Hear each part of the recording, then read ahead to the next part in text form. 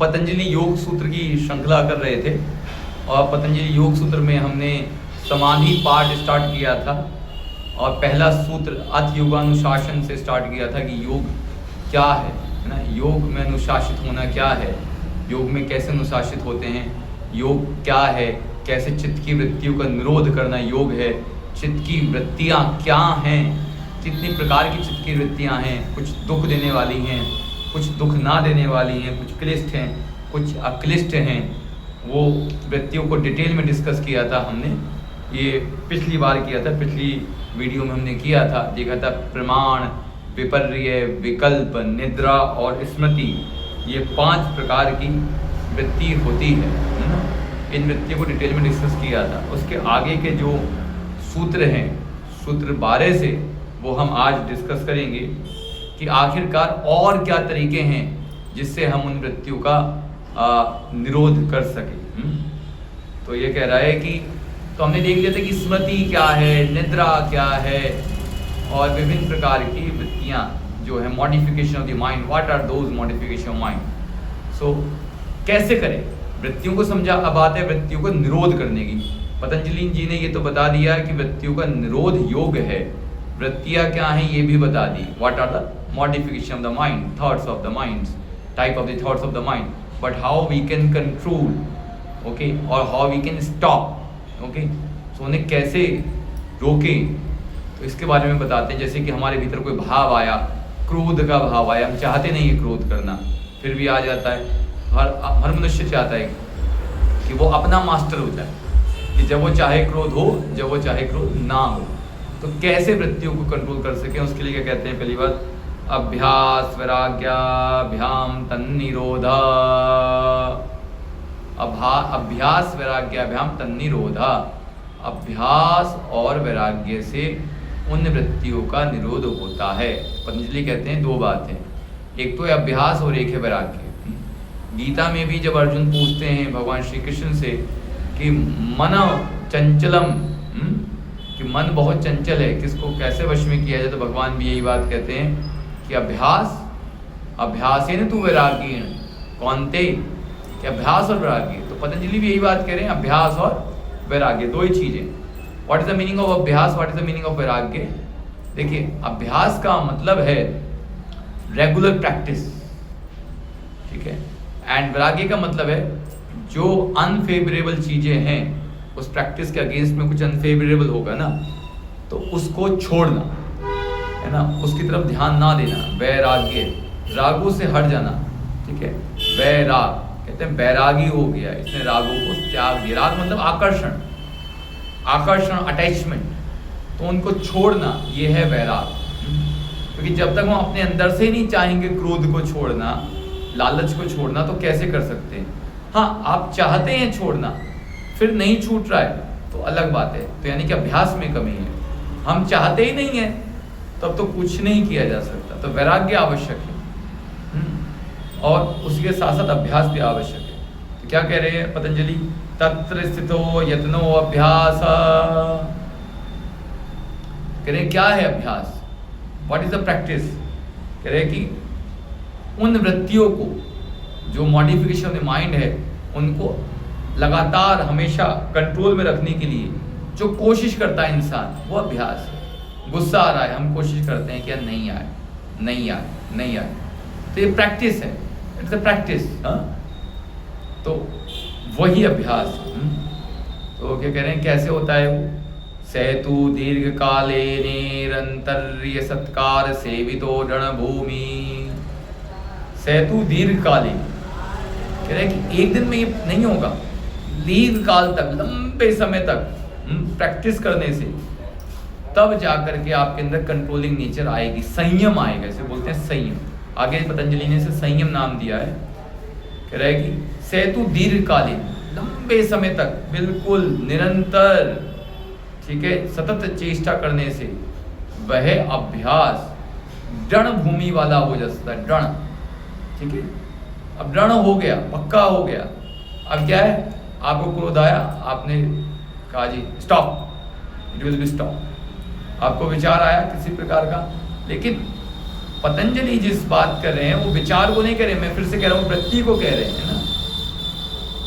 जैसे गुस्सा आने से भी बहुत पूर्व अपने भीतर वो वृत्ति उठती है, जो हमने वृत्ति बताया था ना 5 प्रकार की है ना वृत्तियां, 5 प्रकार की, क्लिष्ट और अक्लिष्ट, प्रमाण, विपर्य, विकल्प, निद्रा, स्मृति।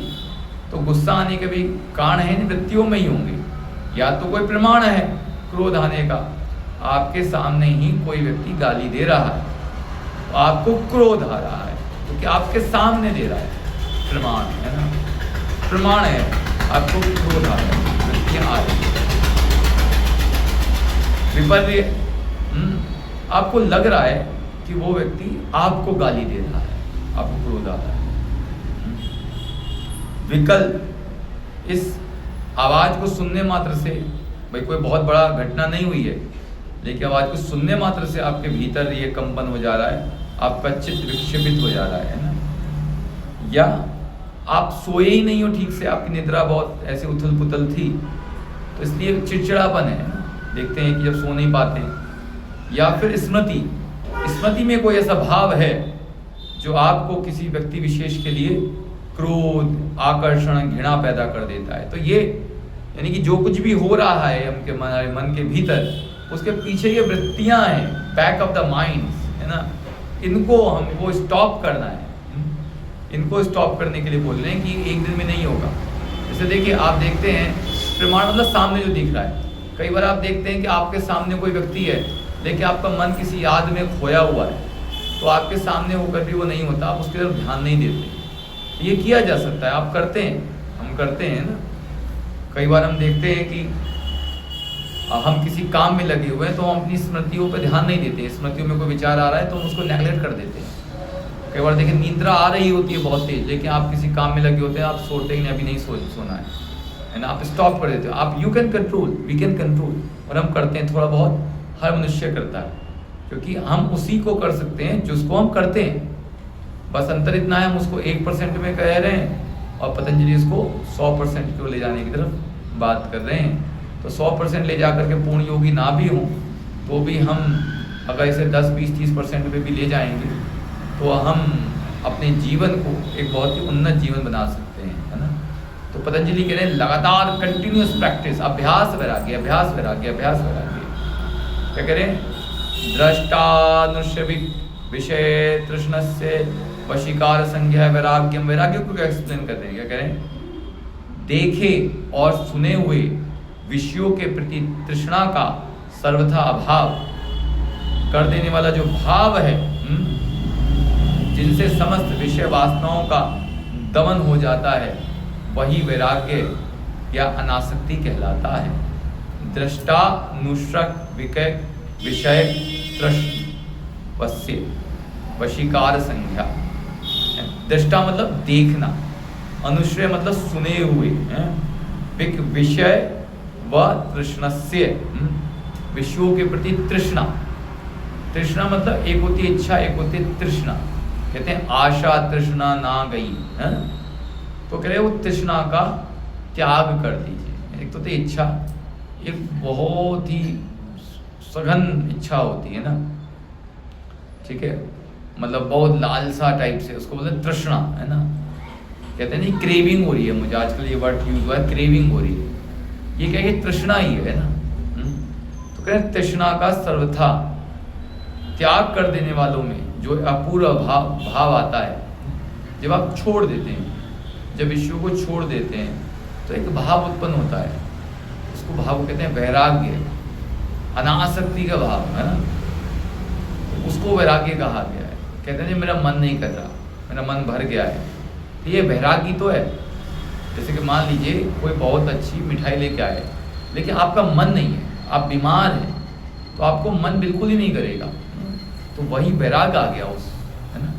जिस समय आप बहुत ज़्यादा बीमार हैं उस समय कोई विषय वासना अच्छी नहीं लगती है, उस समय कोई बहुत अच्छा गाना चल रहा है, बहुत अच्छा डांस चल रहा है, तो आपको अच्छा नहीं लगता। वो अच्छा तभी लगता है जब आप स्वस्थ होते हैं, है ना। तो वैराग्य का मतलब यही है कि विषयों के प्रति तृष्णा का अभाव, है ना, ये वैराग्य है। अब कह रहे ये आता कैसे? और कह रहे तत्परम पुरुष ख्यातिर गुण वैतृष्णयम, कह रहा है जो वैराग्य पुरुष के ज्ञान से आता है और जो गुणों का भी सर्वथा त्याग कर देता है वह पर वैराग्य है। कह रहा उसमें भी उस वैराग्य की बात कर रहे हैं जो ज्ञान से आता है। हम किसी स्त्री किसी पुरुष के प्रति आकर्षित होते हैं तो ये राग है, और इसको ना आकर्षित होना है वैराग है। तो अब जब ज्ञान हो जाता है, अभी मैं आपको या आप मुझे इस चक्षु से देख रहे हैं तो हम ये स्किन को देख रहे हैं, डेड स्किन है, तो हम बहुत सुंदर लग रहे हैं, बहुत आकर्षित लगते हैं लोग ना, बहुत ऐसा लगता है अरे कितना सुंदर मनुष्य है। लेकिन जब आप देखें तो इस खाल थोड़ी सी परत भी हट जाए तो उसके अंदर जो मांस है, मज्जा है, हम उसको देख नहीं सकते हैं।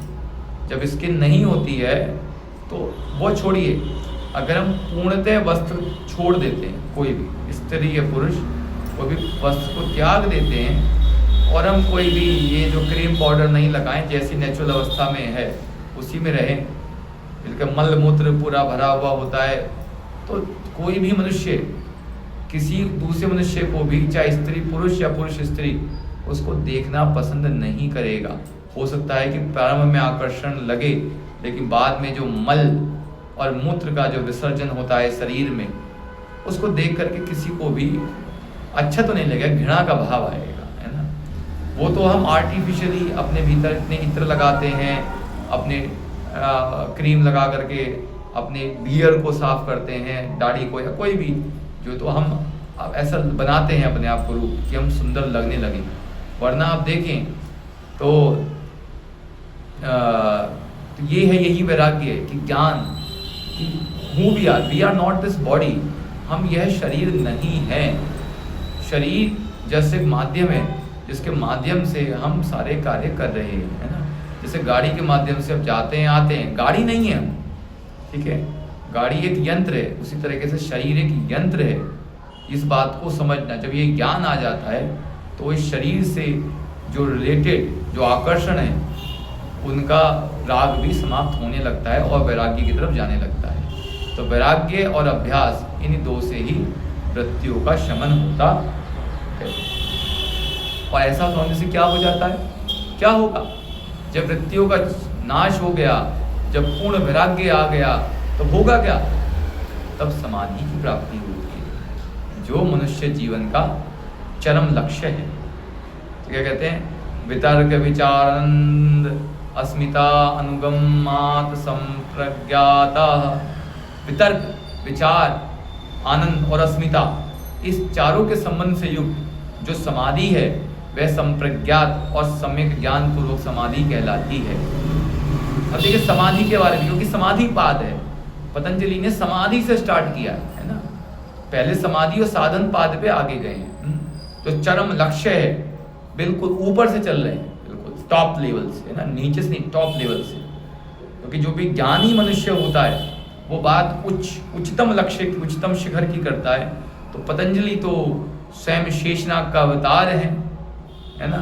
तो पतंजलि जो बात कर रहे हैं वो बात कर रहे हैं समाधि से ही बात कर रहे हैं। पतंजलि ने स्टार्टिंग ही वहीं से की है, चित्तस्य वृत्ति निरोधा योगा, चित्त की वृत्ति को स्टॉप कर देना, सबको रोक देना, वही है ना। तो क्या समाधि दो प्रकार की होती है, एक संप्रज्ञात और एक असंप्रज्ञात। तो संप्रज्ञात समाधि के बारे में बता रहे हैं।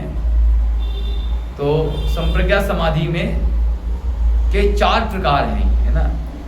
क्या कह रहे हैं, वितर्क, विचार, आनंद और अस्मिता, ठीक है। तो सवितर्क, तो पहली समाधि कह रहे हैं सवितर्क। सवितर्क मतलब तर्क कहते हैं, तर्क वितर्क कहते हैं, तर्क वितर्क कर रहा है, कुतर्क कर रहा है ना। तो तर्क मतलब कहते हैं आप अपने मन से तर्क पूर्वक विचारों को हटाते हो, है ना, ठीक है, सवितर्क। जैसे हम देखते हैं सांख्य दर्शन में बहुत डिटेल में डिस्कशन किया गया है बातें ना, हम ज्ञान करते हैं, जैसे मैं आपको बता रहा हूँ, समझा रहा हूँ, तर्क पूर्वक समझा रहा हूँ, है ना। तो ये सोचते सोचते विचार करते करते करते करते करते करते क्या होता है, मन जो है वृत्तियों से क्षीण होने लगता है। क्योंकि जब हमें बात समझ में आ जाती है, हाँ, जैसे कि जापान में एक गुरु शिष्य परंपरा रही है, वहाँ पे क्या होता था कि शिष्य गुरु के पास जो है ध्यान लगाने के लिए आएगा या ज्ञान प्राप्त करने के लिए आएगा। तो कहते हैं कि वो डेली आएगा और जो ज्ञान प्राप्त करके जाएगा, है ना, प्रक्रिया चलती रहेगी। कहते हैं जिस दिन उसे क्या कहते हैं कि इस चटाई को फोल्ड करके जाना होता है ना, जिस दिन उसको ज्ञान हो गया उस दिन क्या करता है, वो चटाई को फोल्ड करके चला जाता है। बस ये जैन नहीं, जैन एक तरीका है, जापानीज में ध्यान की एक परंपरा है। तो वो जस्ट जो है चटाई को फोल्ड कर देता है, यानी कि कहता है कि थैंक यू करने की आवश्यकता नहीं है। जब समझ में आ गया तो गुरु और शिष्य में कोई भेद भी नहीं रहा, तो मान सम्मान और अपमान का भी प्रश्न नहीं रहा। बात तब तक ही की जाती है, बोला तब तक जाता है जब तक समझ में नहीं आए। जब समझ में आ गया वहाँ बोलने की आवश्यकता ही क्या है, वहाँ सारे विचार सारे थॉट सब खत्म हो जाते हैं, समझ में आ गया। कहते नहीं अब बस आगे मत बोलिए, मैं समझ गया। तो ये है कि तो पहले ये है सवितर्क समाधि, तर्क पूर्वक हम विचारों को हटा रहे हैं, हम समझ रहे हैं। जैसे समझते चले जाते हैं तो जो निरर्थक चीज़ें उसके बारे में हम सोचते ही नहीं है, है ना। जैसे बचपन में कोई खिलौना बहुत ही रुचिकर बहुत ही आवश्यक लगता था, लेकिन अब क्या है क्योंकि हम समझ चुके हैं उसका कोई आवश्यकता नहीं है, तो हम उसके बारे में कोई भी सोचते नहीं है ना। तो एक मैं इसको सही कर लूँ थोड़ा सा, ठीक है। तो पहला ये सवितर्क समाधि है ना, और उसके बाद कह रहे हैं विचार, आनंद और अस्मिता। तो देखिए पतंजलि ने विचार को अलग रखा है, मैंने वही बात बोल रहा था बार बार, वृत्तियां विचार नहीं है ना। विचार अलग चीज है, वृत्तियां अलग चीज है ना। विचार से भी सूक्ष्म अवस्था है वृत्ति की, जो है ना। वृत्ति जो है मॉडिफिकेशन ऑफ द माइंड है ना। तो अब दूसरी बात कह रहे हैं कि विचार पूर्वक एक समाधि विचार से पैदा होती है ना। लगातार कंटिन्यूसली एक विचार को सुदृढ़ और स्थिर कर लेना, ठीक है, एक विचार को स्थिर कर लेना, दृढ़ कर लेना, तो वो विचार से समाधि आती है ना। जैसे कि पूजा में भी क्या करते हैं ना, आप किसी एक देवता के प्रति, एक भगवान के प्रति अपनी पूजा कर रहे होते, तो एक विचार को आप सुदृढ़ करते हैं, है ना। शिव के जो उपासक हैं वो शिव की पूजा में अपने विचार को सुदृढ़ करते हैं। कृष्ण के जो उपासक हैं भगवान श्री कृष्ण की उपासना में अपने विचार को सुदृढ़ करते हैं। तो उससे भी किसी भी विचार को दृढ़ भूमि होने के पश्चात में समाधि प्राप्त हो सकती है ना। वैसे ही आनंद और अस्मिता से भी, ये चारों जो समाधियाँ डिटेल में डिस्कशन करेंगे इनका, क्योंकि बहुत ही गहरी फिलॉसफी है, तो जो समझ आना आसान नहीं है। तो इन चारों को जो कहा गया है वो संप्रज्ञात समाधि या समय के ज्ञान पूर्वक समाधि कहा गया है। ये वो समाधियाँ जो ज्ञान से होती है ना, ठीक है, ये ज्ञान से होती है। उसके पश्चात क्या कह रहे हैं, विराम प्रत्याभ्यास पूर्व संस्कार शेषो अन्वय, दूसरे प्रकार की जो संप्रज्ञात समाधि कह रहे हैं ना, कह रहे दूसरे प्रकार की समाधि में समस्त मानसिक क्रियाओं के विराम का सतत अभ्यास किया जाता है, संस्कार मात्र शेष रहता है। कह रहा है जो और दूसरी समाधि है तो मानसिक क्रियाओं को पूर्णतः विराम कर देते हैं, यानी कि अब कोई विचार कुछ नहीं चल रहा, सब रुक गया, जैसे बिल्कुल पानी शांत है। फिर भी क्या है, संस्कार मात्र तभी विशेष रह जाते। संस्कार है, बीज रूप में है, अभी भी पानी के भीतर हलचल है। आपके बहुत मस्तिष्क में, मन के अंदर बहुत परतें हैं, तो आपके भीतर की परतों में, बहुत गहरी परतों में वो संस्कार मात्र में शेष रहता है ना, लेकिन बाहरी पटल पे वो नहीं आता। ठीक है, अब क्या कह रहे हैं, आगे कह रहे हैं भव प्रत्ययो विदेह प्रकृति लीलानाम। कह रहा है कि यह समाधि यदि पर वैराग्य के साथ अनुष्ठित न हो तो वही देवता और प्रकृति लीनों की पुनरुत्पत्ति का कारण बनती है। अब कह रहे हैं समाधि तो हो गई, लेकिन कह रहे हैं कि परम वैराग्य नहीं था, संस्कार शेष थे, तो भीतर कोई ना कोई जो संस्कार है वो ऐसा होता है जिसकी वजह से मनुष्य का पुनर्जन्म होता है। मनुष्य नहीं, देवताओं और प्रकृति लीनों की पुनरुत्पत्ति का कारण, यानी कि देवता भी पुनः आ जाते हैं ना। श्रद्धा वीर्य स्मृति समाधि प्रज्ञा पूर्वक इतेरेशाम, दूसरों को श्रद्धा अर्थात विश्वास, वीर्य स्मृति समाधि एकाग्रता प्रज्ञा सत्य वस्तु के विवेक से प्राप्त होती है। ठीक है, तो क्या कह रहे हैं कि दूसरों को क्या श्रद्धा वीर्य स्मृति समाधि प्रज्ञा पूर्वकम इतरेशाम, तो कह रहे हैं कि कैसे प्राप्त होती है समाधि? श्रद्धा से, विश्वास से। आपको श्रद्धा और विश्वास तो रखना ही पड़ेगा। वीर्य से, वीर्य क्या है? वीर्य व गर्भ है, वीर्य व तेज है। स्मृति से और एकाग्रता से, है ना, इनसे समाधि होती है। समाधि के होने का कैसे समाधि होगी ये भी बता रहे हैं। कह रहे हैं कि विश्वास रखना होगा, है ना, हमारे भीतर तेज होना चाहिए, ओज होना चाहिए, तो हमारे भीतर स्मृति सुदृढ़ होनी चाहिए, है ना, और एकाग्रता, और सत्य वस्तु का, सत्य क्या है, सत्य क्या है, इसका विवेक होना चाहिए। तभी समाधि होती है, तभी मुक्ति प्राप्त हो सकती है। मुक्ति प्राप्त होना इतना सरल नहीं है। तो कह रहे हैं कि तीव्र संवेगा नाम सन्ना, जिनकी साधना की गति तीव्र है उनके लिए यह शीघ्र सिद्ध हो जाता है। तीव्र संवेगान, अगर आपकी साधना की गति शीघ्र है, तेज है, तो ये जल्दी होगा। और साधना की गति जिनकी मंद है, हो सकता है उनको अनेक जन्म लग जाएं, है ना। आगे भी बोल रहे हैं, मृदु मध्यादिमा तत्वात् ततो अपि विशेष है। साधना की गति मृदु, हल्की होने पे, मध्य या फिर उच्च होने पर योगियों की सिद्धि में भेद होता है। यादृशी भावना सिद्धि भवती तादर्शी, जैसी भावना सिद्धि वैसी ही होगी, साधना जैसी है सिद्धि भी वैसी होगी। जैसी मेहनत करेंगे वैसा ही फल होगा। यहाँ पे भी वही वाली बात है। अगर हल्की साधना है तो समय ज़्यादा लगेगा, मध्य है तो और थोड़ा समय कम, और तीव्र साधना वाले तो इसी जन्म में ही सिद्धि प्राप्त कर सकते हैं। एक कहानी ये भी आती है कि स्वामी विवेकानंद की क्लास में एक बार वो बता रहे थे कि मात्र 6 महीने में मनुष्य योगी हो सकता है। तो उनमें से एक अंग्रेज था, उसने बोला कि Swami ji, is it possible? Swami ji ने बोला, yes it is possible, it is possible. तो वो मनुष्य उठ के चला गया। उसके बाद वो नहीं दिखाई दिया, और 6 महीने के बाद में वो एक दिन किसी प्रवचन में स्वामी जी के दिखाई दिया, और तेज से भरा था उसका चेहरा। तो स्वामी जी ने उसको खड़े होकर गले से लगा लिया। तो कहा, यस यू डिड इट।